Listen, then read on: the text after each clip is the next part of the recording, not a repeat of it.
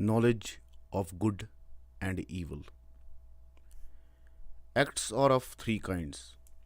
One is those which are good or bad even before the Sharia comes with its verdict regarding them. Their goodness or badness is known through reason as well as the Sharia. This, however, does not imply that one who commits evil will be punished, although the Sharia had not declared its verdict. The second kind is those that acquire the property of goodness or badness on account of the command of the lawgiver, ash-shari, regarding them, and thus became good or bad. The third kind is those which the lawgiver commands only in order to see if one will obey him or not. In such cases, what matters is the command, not what is commanded. On the question of whether good or evil are known through reason, there are different views among the Ahlus Sunnah wal Jama'ah. The followers of the four schools of jurisprudence, as well as others, the Hanafis and many of the Malikis, Shafi'is and Hanbalis, believe in their rationality. This is also the view of the Karramis and the Mu'tazila, as well as those of many sects among Muslims, Jews, Christians, Zoroastrians and other religions. On the other hand, many followers of Ash-Shafi'i, Malik and Ibn Hanbal oppose that position. This is the view of the Ash'aris. However, the Ahlus Sunnah do not differ with respect to the issue of Qadr. They believe that God has power over everything, that He is the creator of human acts as well as other beings, and that what He wills happens and what He does not will does not happen. The Mu'tazila and others who uphold the autonomy of human will, Qadriya, hold the opposite view. They deny Qadr and are guilty of unjustified innovation, bid'ah. Some people think that those who believe in the rationality of good and evil deny Qadr. They bracket them with the Mu'tazila on the issue of divine justice, ta'dil wa tajweer. This is not correct. The majority of Muslims do not side with the Mu'tazila in this regard, nor do they agree with the Ash'aris in their denial of purpose in divine actions, or in their negation of causes in the nature. On the contrary, all these groups believe in Qadr and affirm that God is the creator of everything, including human acts, and that what He wills happens and what He does not will does not happen. However, it's only the extremists among the Mu'tazila who deny God's foreknowledge of things or His foreordaining of human actions. All others believe that God knows in advance what men will do and testify to the prophetic sayings on the issue, that God has determined everything before their creation. They believe, for example, in the Hadith, which Muslim has recorded on the authority of Ibn Umar. God ordained everything pertaining to creation 50,000 years before He created the heavens and the earth, when His throne was on the waters. Both Al-Bukhari and Muslim have also recorded the hadith reported by Ibn Mas'ud. The Prophet said, "And he has said nothing but truth." And quote, "Your formation in the womb of your mothers goes on in stages. The first stage of semen extended to 40 days. The second stage of blood clot extends also to the same duration. Then the angel is called and given orders regarding 4 things. He is asked to write the provision of the person, the duration of his or her life, his or her actions, and whether he or she shall be happy or unhappy. Then the soul is breathed into him or her. By God, who has power over all life, you may go on doing good deeds as the people of paradise should do, till paradise is at your arm's length. Then God's writ overtakes you, and you do the deeds of the people of hell, and eventually enter into hell. On the other hand, you may go on doing the deeds of the people of hell till hell is at your arm's length. At the time the writ of God overtakes you, and you do the deeds of the people of paradise and finally enter it. There are other ahadiths also on the subject. Most of the Qadariya accept them, only the extremists among them deny them. The majority of Muslims also affirm the existence of causes, which God has ordained as causes in the process of creation. He carries on and off reasons regarding the commands he issues. They affirm the wise purpose which he pursues in his creation as well as in his enactments. They testify to all the statements that God has made to this effect in the Quran, such as, and quote, "There are signs in the rain which God sends down from the skies, and in the life which he gives therewith." Chapter 2, verse 164. Or, and quote, "He causes rain to descend on the dead land and produce every kind of harvest therewith." Chapter 7, verse 57. The Quran and the Sunnah abound with such statements. Muslims in general also make statements such as X has done this by means of Y, rather X has done this at the time of Y. The point I am making is that the issue of knowledge of God, of good and evil, is not tied to the issue of Qadr. Now that this has been clarified, let me state that there are three different views regarding knowledge of God, good and evil. Two on the extremes and one in the middle. The first view is that good and evil are rational, that they are the essential properties of acts, and the Sharia only reveals those properties rather than generating them. This is the view with the Mu'tazila hold and which is not sound. If one extends this ethical doctrine to theology and claims that what is good for man is also good for God, and what is evil for man is also evil for God, one would arrive at the false notion of the Qadariya, including that regarding divine justice. These people are guilty of anthropomorphism. They liken divine acts to human acts, and human acts to divine acts. This is as wrong as likening divine attributes to human attributes, or human attributes to divine attributes. God's acts cannot be judged on the pattern of human acts. For people are servants while he is their Lord. They wrong each other and commit shameful acts, and he has power to stop them. But he does not do so. This is not something evil for him, for he may have some higher purpose behind it or may have some good to bestow on his people. This is what the elders, the fuqaha, and the Muslims in general believe. They all affirm that creation as well as the legislative activity of God is purposive. Those who say that God's creative act has no purpose or that his command pursues no need affirm a will that chooses one thing against the other without any reason. Ibn Qulab and his followers subscribe to this view, which was propounded originally by the Qadariya and the Jahmiya. The second view on the issue is that acts of God have neither the qualities of goodness nor of evil, nor the properties on account of which they are characterized as good or evil. God simply wills one thing against another just because he wills it, rather than for any reason or purpose which he may pursue by creation or command.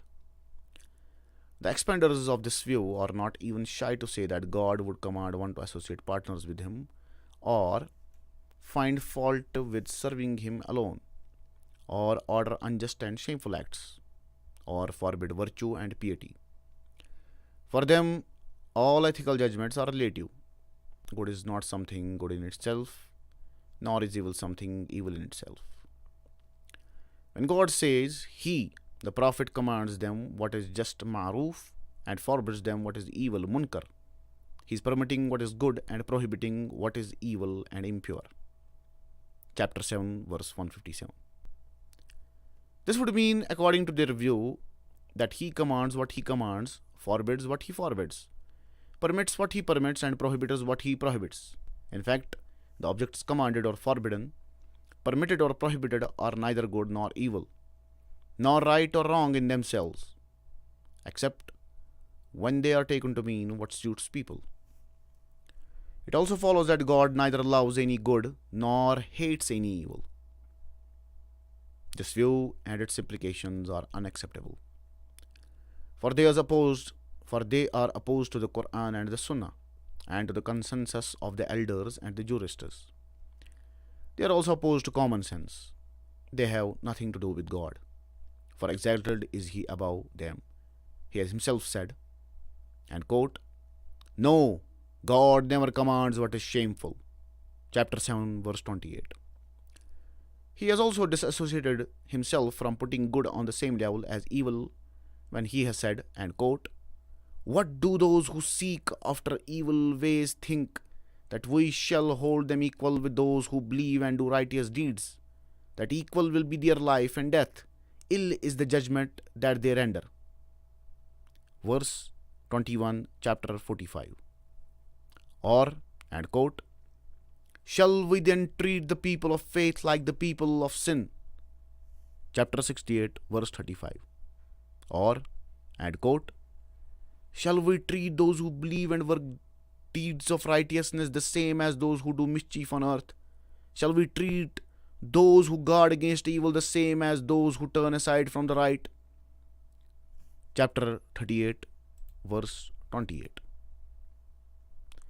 But according to the view of these people who deny objectivity to ethical judgments, it is all the same if you are equate the righteous with the wicked or elevate them over the latter. To disassociate God from the former is no better than to associate Him with the latter. This certainly violates the scripture as well as the reason. God has said, and quote, "God knows best whom to charge with His mission." Chapter 6, verse 124. But for these people, charging someone with a mission does not require any qualities on his part before or after his commission. Just as obligating people with some act does not presume any properties in the act, jurists as well as the common folk of the Muslim community say, on the contrary, that God prohibits the wrong, which is thereby prohibited, and commands the right, which becomes thereby a duty. We have two things here. One, the act of obligation or prohibition, which the word of God makes, and two, the obligatory or forbidden character of an act, which is a property of the act. God is knowing and wise. He knows the good that His command entails. It's on the basis of His knowledge of the good or the evil of the people involved in the command or the prohibition or the actions commanded or prohibited that He commands or prohibits. To be sure, it is He who makes an act obligatory or forbidden, but as for the property of the act, it may be present before or without the command. If you look at the words of the Sharia and the ends which its rules pursue, you will find three kinds of acts. The first are those which involve some kind of good or evil even before the Sharia commanded them. We know, for example, that justice leads to the well-being of people and injustice involves their suffering. Such acts are therefore good or evil in themselves. Their goodness or evil is known even through reason as well as through the Sharia, but not in the sense that the Sharia invests them with a property which they did not have before. However, in affirming an independent property of evil in some act, it by no means follows that their doers will be punished in the hereafter, even if the Sharia had not come with its verdict. This is the point on which the extremists among those who believe in the rationality of good and evil have gone wrong. They say that people will be punished for their evil deeds even if no messenger had been sent to them. They go against the statements of the Quran such as, and quote, "We would not punish until we had sent a messenger to give warning." Chapter 17, verse 15. Or, and quote, "Messengers who gave good news as well as warning that mankind after the coming of the messenger should have no plea against God." Chapter 14, verse 165. Or, and quote, "Your Lord was not one to destroy a population until He had sent to its center a messenger, rehearsing them our verses, nor are we going to destroy a population except when its members practice iniquity." iniquity. Chapter 28, verse 59. Or, and quote, every time a group is cast therein, its keepers will ask, did no warner come to you? They will say, yes, indeed a warner did come to us, but we rejected him and said, and quote, God never sent down any messenger. Quote end. You are in nothing but an egregious delusion. They will further say, and quote, had we but listened or used our intelligence, we should now be among the companions of the blazing fire. Chapter 68, 8 to 10. Both Al-Bukhari and Muslim have recorded that the Prophet ﷺ said, and quote, no one is more generous in accepting an excuse than Allah. This is why He sends messengers to people who give good tidings and warnings. Quote close. There are many more texts on the subject that fully underscore the point that God does not punish people unless He had sent His message to them. These texts refute the claim of the rationalists that people are punished even if no messenger is sent to them. The second kinds of acts are those which become good when the shar commands them, or become evil when it forbids them. They acquire the property of goodness or evil by virtue of the command of the shar. The third kind of acts are those which the lawgiver commands just to see whether people carry out his commands or not. The performance of the act as such is not what is desired. For example, Abraham was told to slaughter his son. When he and his son submitted to the command, and Abraham laid his son on the ground, the objective was achieved. Abraham was thereafter given a lamb to sacrifice in place of his son. Another example is the hadith that tells of a leper, a bald man, and a blind man. When God sent them an angel to beg for charity, and only the blind man responded to his request, the angel said, keep your money with you. God only intended to test you people. He is pleased with you and is angry with the two others. This illustrates that the intention of a particular command may be the command itself and not the thing commanded. The Mu'tazila did not understand this kind of act, or the one mentioned before it. They were wrong in thinking that there are no good or evil acts other than those which are independent of the decree of the Sharia. The Asharis, on the other hand, believed that all the commands of the Sharia are of the third kind, just for trial, and they have no property whatsoever before or even after the word of the Sharia. Men of knowledge and wisdom, hukama, and Muslims in general recognize these three types of acts, and this is the correct view. Fatawa, Volume 8, 428 to 436. Knowledge of God and His unity. People have various views as to how we know God and His unity, and what the basis for obligation is in this regard. The best view on this subject is that acts have properties which make them good and obligatory, or evil and forbidden. This fact is often known by reason, but God does not punish anyone except after His message has reached him. Opinions have differed regarding the means of knowing God and His unity and other basic principles of religion. Is it the Sharia which gives us knowledge about them and defines our obligations, or is it the case that we know them through our reason? While it is the Sharia which makes them obligatory, or is it the case that reason is both means of their knowledge and the instrument of their obligation? These are three known views on the subject, and each one is held by various sections among the followers of the founders of the four schools of fiqh, Ahmad and others. One group is of the view that the source of knowledge as well as the basis of obligation is nothing but the Sharia. The Salimiyya and others such as Sheikh Abu al-Faraj al-Maqdisi belong to this group. The followers of Ahmad and others from the Ahl Sunnah have also been reported to hold this view. It is also held by Ibn Dirbas, Ibn Shukr, and many other followers of Ash-Shafi'i. From the scholars of Hadith and Fiqh, those who condemn Kalam generally subscribe to it. This is the issue on which a controversy had flared between the companions of the theologian Sadaqa ibn al-Hussein al-Hambali and a faction of Ahmad's followers, as well as between Abul Faraj ibn al-Jawzi and another faction of the Hanbalis. The former parties contended that the Sharia is both source of knowledge and the basis of obligation, whereas the later group said that the source of the knowledge is reason, but the base of obligation is the Sharia. Al-Amidi has mentioned three views regarding the source of knowledge. One, it is reason alone, independent of revelation, As-Sam. As Ar-Razi has said. Second, it is revelation, that is to say, the Quran and the Sunnah. And third, both of them are sources of ethical knowledge, that is, both reason and revelation are the sources of ethical knowledge. And according to Ibn Taymiyya, this is the correct view. And this is what Al-Amidi has preferred, Ibn Taymiyya's writing, and it is the correct view. The second view is the instrument of obligation is the Sharia alone, even though reason is also a source of knowledge. This is the view of Al-Ash'ari and his followers, as well as Qadi Abu Ya'la, Ibn Az-Zaghuni, Ibn Al-Aqil and others.